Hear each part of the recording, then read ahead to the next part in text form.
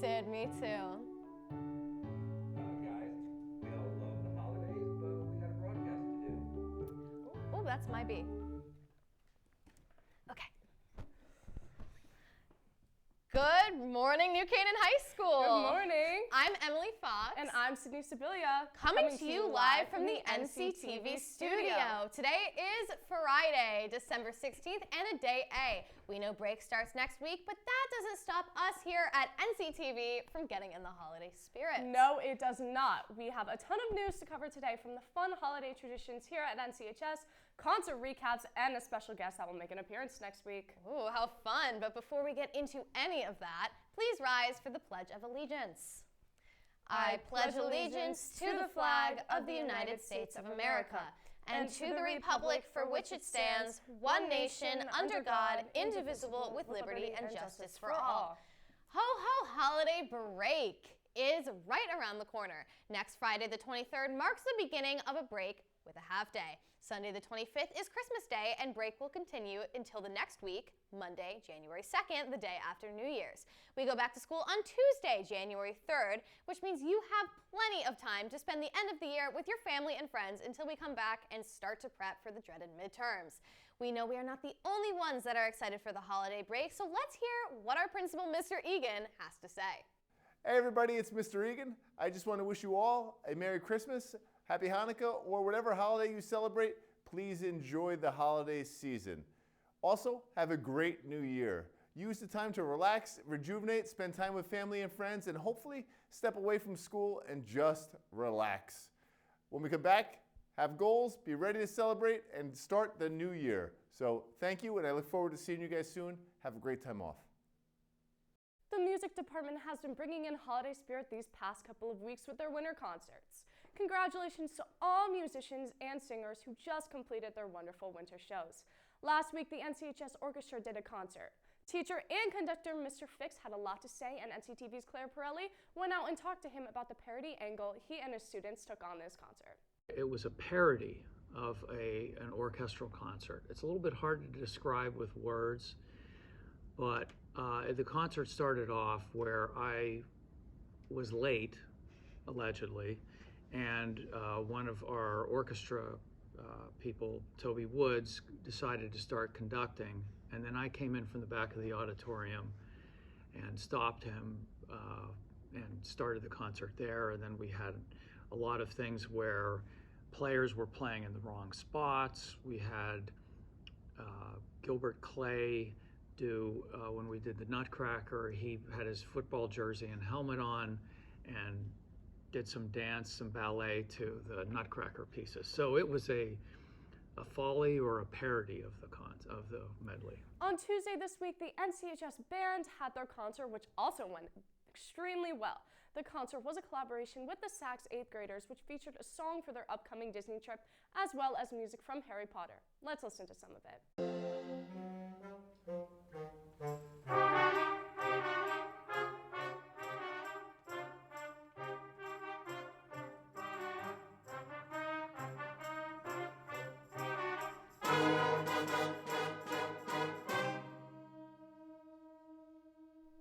Last but not least, the NCHS choir performed at the First Presbyterian Church on Wednesday. The attendance was great, and the audience was so supportive of every group performing, which included the concert choir, Madrigal Ensemble, and Bella Voce. The concert theme was Element of Light, which choir president Ellie Parkhill mentioned at the concert. She explained that through music, each student had a representation of light in their life. Let's listen to the clip of those extremely talented student vocalists.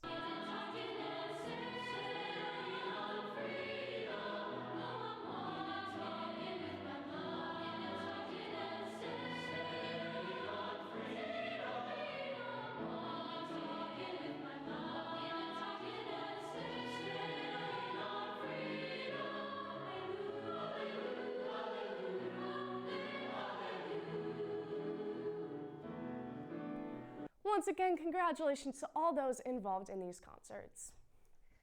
Stuco is organizing another Spirit Week to celebrate the holidays. This Monday, it's Wear Your Winter White. Tuesday, surprise us with your holiday colors. Wednesday is Ski Day. Thursday is Wear Your Best Holiday Sweater. And finally, Friday is Pajama Day. We hope to see you showing off all of your festive spirit as we're about to go on to break.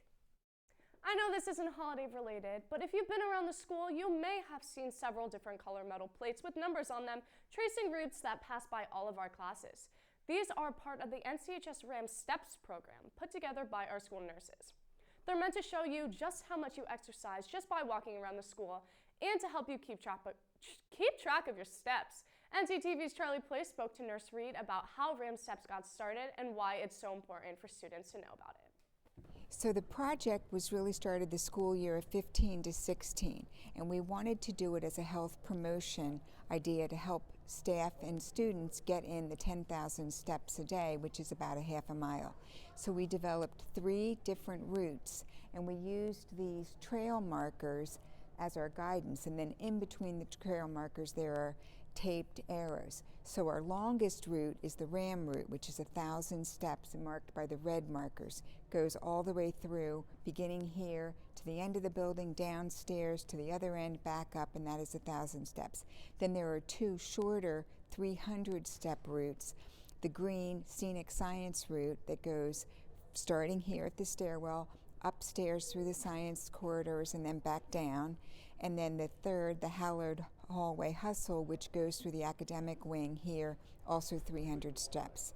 And we do have the RAM Mountain, which is up and down the stairs, because an interesting fact is 10 minutes of stair climbing is equivalent to about a half an hour of a light jog. So that's a good way to get some exercise in. And we know exercise increases our focus, our academic performance, our attendance, and just well-being in general. So next time you're walking to your class, pay attention to the markers on the wall. You may be surprised just how far you walk each day. Thank you, Nurse Reed. I'll make sure to exercise more often. Enough about exercising. Now it's time for Toys for Tots. Toys for Tots is one of the biggest fundraisers of the year for both Stuco and our charity league. You guys have done an outstanding job because the toy boxes were absolutely overflowing. This week, the toys were picked up by the U.S. Marine Corps Reserve, who runs the charity. In addition to the toys that were donated, $1,080 were also collected and used to buy even more toys by the seniors in Stuco. Thank you to everyone who gave back this holiday season. A lot of little kids will be happy this Christmas. Seniors, the 22nd Annual Alumni Roundtable is next week. Members of the class of 2022 are coming back to meet on Thursday, the 22nd of December. It takes place from 9:30 to 10:30 in the Wagner Room. Topics will range from the application process to dealing with rowdy roommates. NCTV's Joaquin Garcia-Berg spoke with Susan Carroll, who organizes the event, and why seniors should show up to it. So, for the seniors that have shown up in past years, have you noticed, that they're on average more successful than those who don't? I think that if they take if they come and ask good questions, and if they take the advice to heart, I think it will add to their college success. They can ask anything about the end of the admissions process. What happens when you get rejected from your first choice school? What do you do if you have a roommate that seems like they come from a different planet? There are so many things that seniors can seek advice and comments about from the alums that I think it's a really good experience. Seniors will have an opportunity to ask any remaining questions with returning seniors if they didn't already during the roundtable. Speaking of some holiday spirit, Sydney, do you remember when Santa came to our classrooms last year to give us a little, goodie bag with candy canes and cocoa? I do remember that. Is Santa gonna come this year? Oh, Sydney, you know it. Sydney, with some of our faculty as well. They will bring you hot chocolate packets and candy canes, a little cozy holiday kit to keep this winter season warm. Keep a lookout for Santa on the 20th just to make sure he doesn't catch you doing anything you're not supposed to, like, skipping class, or you'll be on the naughty list. Do you think you've been naughty or nice this year? Honestly, Emily, I think I've been pretty nice. Yeah, sure you have, Sid, but I don't think Mr. Cebulski would agree with that. Speaking of candy, today is the last day to buy candy grams, so make sure to go down to the cafeteria and get one before it's too late so you won't be on the naughty list like me. The due date for the math music video competition is coming up. The videos are due Monday, December 19th at 8 a.m., where you and up to 7 of your friends can make a video that makes a math skill, concept, or formula more memorable, with a maximum time of 2 minutes for the video. If you submit a video, your reward will be 3% added onto one test grade, or 5% if your video gets into the top 5. On top of this, if you get within the top 3, you will receive not only fame and glory, but a gift card to Tony's Deli. The math teachers will choose the top 5 submissions, and then classes will watch and vote on who is the winner, but only if your group submits a video. So true. With holiday break comes the end of our fall sports season. To give us the latest on your New Canaan Rams, we have Chase Harden to tell you a little bit about it. Chase? Thanks, Cindy. It's that time again. Winter sports are in full swing. Folks, I'm Chase Harden, and this is your Rams Sports Report.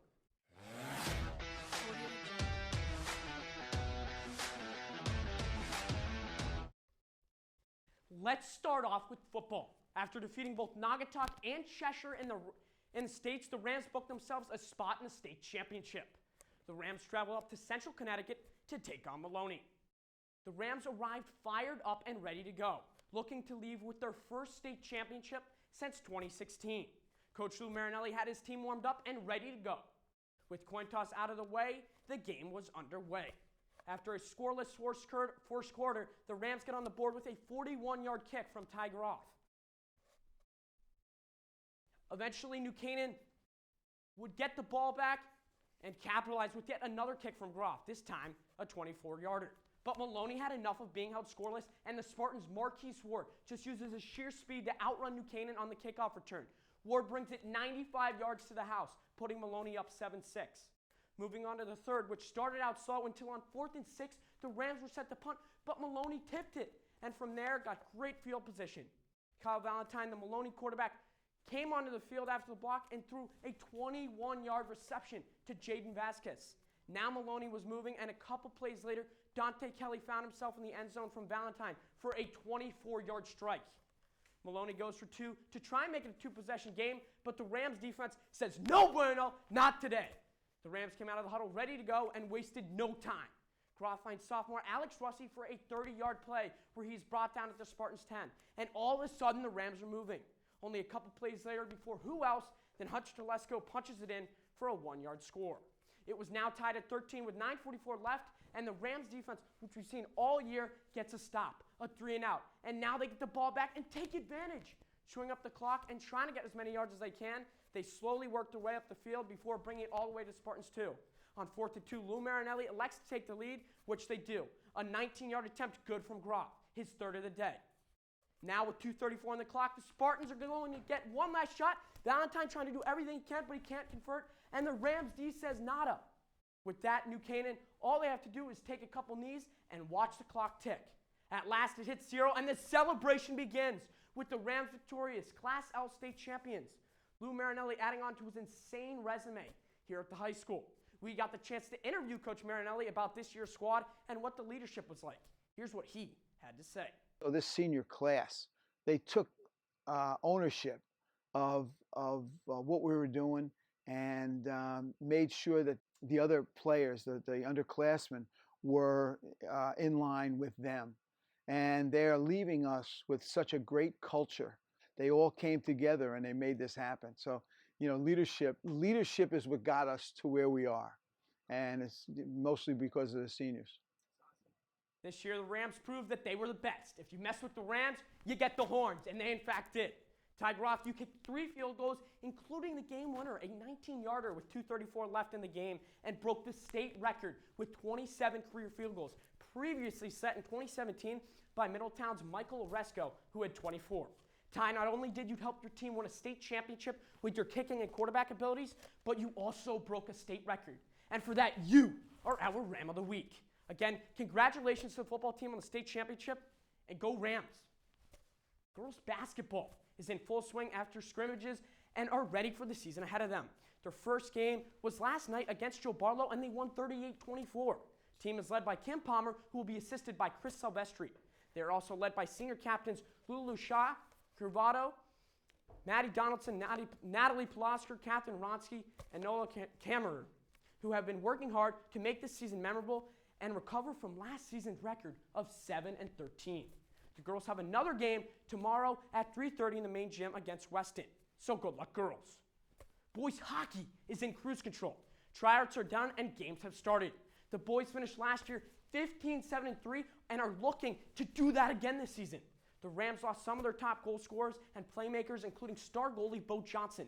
But don't worry, they now have junior Mason Pickering in between the pipes, and he's filled that role pretty well. The Rams returned many key players like captains Doster Kroll and Cam Wheatfeld. They also returned junior Gavin Fitzpatrick and many promising underclassmen. Head coach Clark Jones and his squad had their first game Monday against West Haven Co-op, winning easily 7-0. The boys' next game is tonight against Fairfield Prep at the Darien Ice House at 4. Support the team and cheer on the boys, as this is a huge game and a chance for the Rams to make a statement across the state. Go get them and get a W. Girls indoor track is starting back up again with key throwers Captain Emily Tedford and Ariel Levine, who are hoping to lead this team to many victories this season. Even with the loss of runner Lauren Darty and jumper Eliana Bouquet, Coach Jeff Brenson has high hopes for the season with key returners like senior Ariel Levine, junior jumper Natalie Bouquet, sophomore sprinter Katie Casey, and sophomore thrower Lauren Smith. Their first meet is on December 17th at Wilton, where they will take on Danbury, Norwalk, and Wilton. They look forward to having a great season, so good luck, girls. Last year, gymnastics competed well when they had the chance. Unfortunately, though, they did not have a full team, making it hard for them to place at competitions. The Rams lost Sage Furman, who was a former captain, and she contributed great skill and leadership to the team. But now it's a new role to fill. This season, they added a couple more girls to the team, and they expect to perform and place better at competition this year. The girls' top scorers this year are Annie Altier, Ava Okada, and Caroline Ritchie-Elliott. The captain of the squad is Hale Roddy. We had the chance to speak with the girls on the team, and they said they expect to see major growth throughout the year. Their first event is still to be determined. However, we will keep you up to date and let you know when that is. Good luck, girls, and good luck this year. Boys swim and dive is looking to have another great season. The team might be even stronger this season after winning the Class L state championship last year. The team is led by English teacher Kat Munson, Joe Sama, and Susan Kim, 3 pretty experienced coaches that are ready for the team to have success again. Even though they lost strong senior swimmers such as Jack Krug, Raman Nadal, and Jack Reiner, their roles are possibly being filled through a lot of talent. NCTV's Bianca Formosa spoke to Coach Munson about the plans for the upcoming season, so let's check it out. But the majority of our team, our championship team in particular, were underclassmen. So really we can just kind of build on the success that we had last year. And I would say our goal and what we would like to see is an undefeated dual meet season, an FCX title, a state title, and a state opens title. You know, we're kind of in the mindset of we're going to work to win it all. And that's what we're going for. The boys' first school meet is January 6th away against Danbury. So go kick some rear end. And finally, boys indoor track is back and ready for a comeback season with their new and improved team. After facing a tough season last year, Coach Bill Martin is excited for this year, hoping to have numerous individuals on the team qualify for states, win their divisional championships, and win FCX. Among this talented roster, standouts include jumpers senior Luke Howe and junior Kyle Shushan, senior thrower Stefano Orlando, senior sprinter Ryan Kalianis, and sophomore distance runners Ryan Bollinger and Spencer Payne are some of those he said. Their first meet is against Danbury, Norwalk, and Wilton alongside the girls team on December 17th. Emily, Sydney, we do have an exciting winter ahead, and I cannot wait for what's to come. But that's all for this week.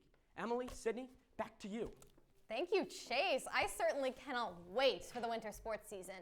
Now, let's see how the weather's going to treat us this weekend. Catherine, is it looking like any snow? Thanks, Emily. I know we're all hoping for snow, but unfortunately, it's just looking like rain for this weekend's forecast. Hey everyone, I'm Catherine Evans, here to give you this weekend's weather. Today isn't looking too great, as it will be rainy all day with a high of 45 and a low of 35. If you're heading up north for the weekend, there is going to be heavy snow from 5 to 12 inches in northern New York and Vermont. So if you're planning to head up north for this weekend for skiing, it's a good time to go. If you're staying in New Canaan though, it would be a good time to stay inside and watch a good Christmas movie. Moving on to Saturday, it's going to get a little cooler with a high of 40 and a low of 28. It's supposed to be sunny skies all day, so try and get outside for a little bit of fresh air. But bundle up, it's going to be chilly. If you're looking for something to do, girls basketball has a game against Weston at 4 p.m. in the main gym, so try and go cheer on the girls. On Sunday, it's similar to Saturday with a little chillier temps. Next week, it's looking like sunny skies with a high in the mid-30s. I know we're all hoping for a white Christmas, but looking at the forecast, it's looking like it's not gonna snow. Well, that's all for me, everyone. Have a happy holidays, and I'll see you next year. Have a great weekend, NCHS. Thanks, Catherine. Darn, I was really hoping for some snow this weekend. Well, we'd like to wish a very happy birthday to Isabella Altier, Ty Groff, Lexi Levine, and Henry Stein. Of course, don't forget to follow us on Instagram, Twitter, and TikTok at NCTV78, and subscribe to our YouTube channel at, you guessed it, also at NCTV78. We're actually revamping our TikTok, so make sure to check it out for an exclusive behind-the-scenes video. We leave you now with a trailer for the upcoming video of the 2022 gingerbread making competition. Have a great holiday break, NCHS.